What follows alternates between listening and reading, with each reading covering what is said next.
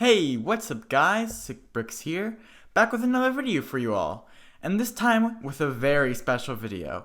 And it is special because I am doing a collab with Brick Bakery.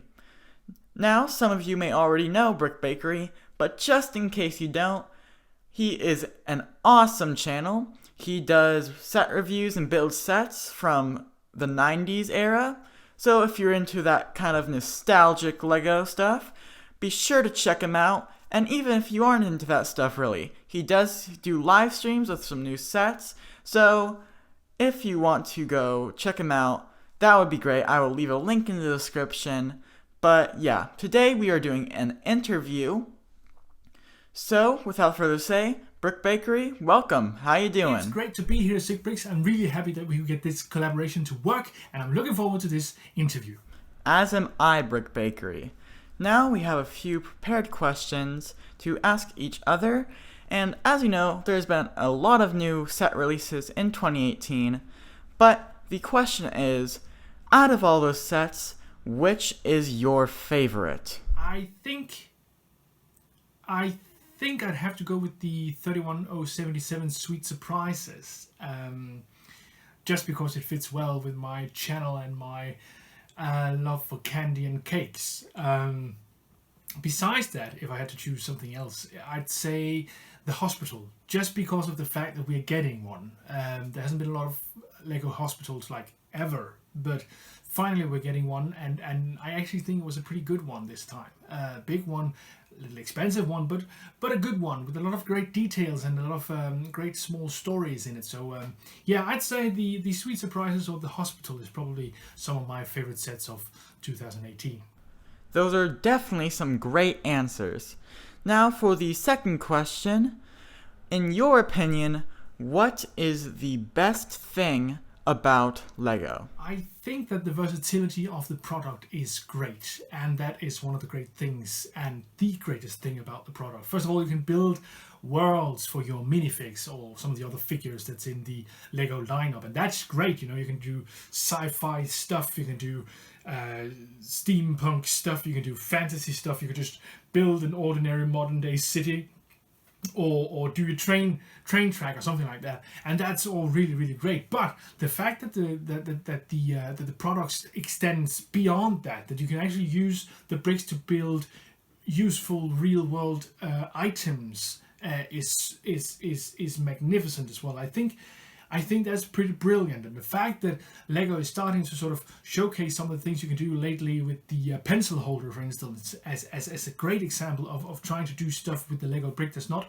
necessarily intent upon play. It's not meant for just play, but it's meant as a creative solution to everyday problems. And I've seen people doing camera stands and using it for their sort of video creating beyond sort of the mere building of something, and that's really great. And that's what I think is some of the best things about Lego, the versatility of the product and how it can be used not just for the minifigs but for the real world as well, and that's cool, I think.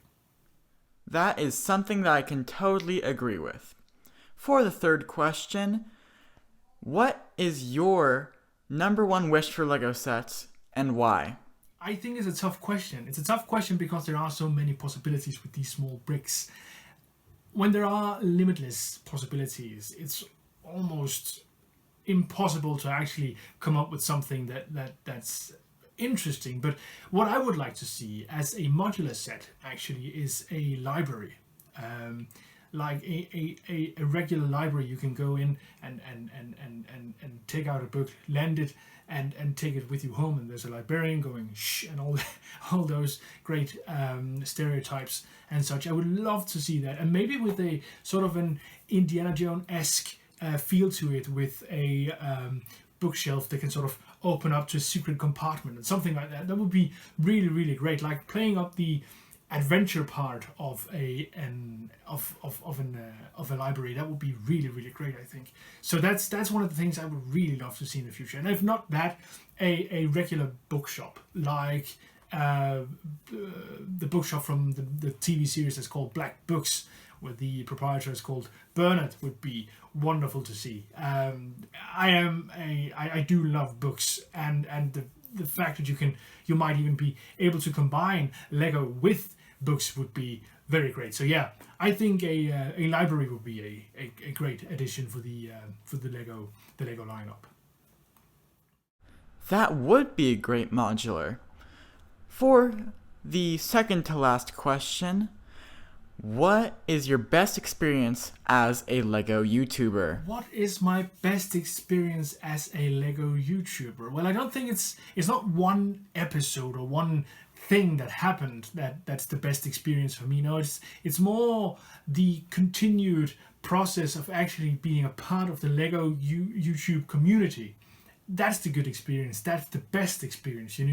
Meeting people who are equally interested in both the Lego product, but also in making videos about Lego is fantastic. And the fact that you can get so much positive feedback on what you do so readily, so quickly is wonderful, and I really, really like that. That is the best experience for me as a Lego YouTuber, meeting people who are equally interested in the same stuff as me and getting the amount of unbelievably positive feedback that you get in this community. That's really, really great, and I really, really appreciate that. That's the best experience about being a Lego YouTuber for me.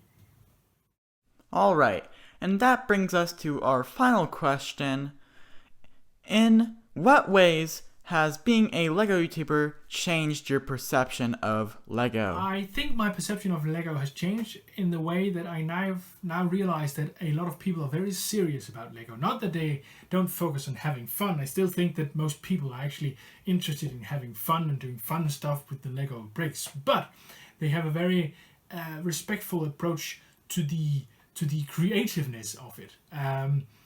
Surely Lego is a creative outlet, an artistic outlet even, for a lot of people, and the seriousness and respectfulness that surrounds this process and these people who can do very, very beautiful things with Lego is something that has changed my perception of what the Lego product really is.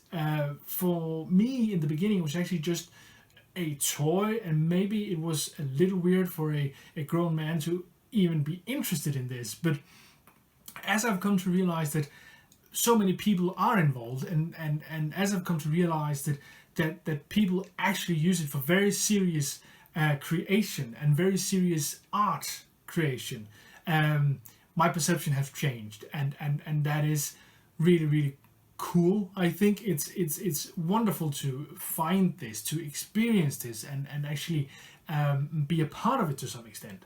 I'm no great artist myself, but I do appreciate the artistic builds that I see, and I do try to partake a little by doing some very rudimentary MOCs. So yeah, that's how I think my perception has changed. It's changed from the fact that I thought it was just a toy to the fact to a point where I now realize it's actually a creative and artistic outlet for a lot of people, and that is really awesome. I really, really like that. That is a great answer to conclude our interview. Thank you so much for participating, Brick Bakery. It was definitely a lot of fun. It's been a pleasure to be here, Sick Bricks, and I really enjoyed this little interview, and I'm looking forward to your next video. Alright, and for all you viewers, until next time, keep bricking.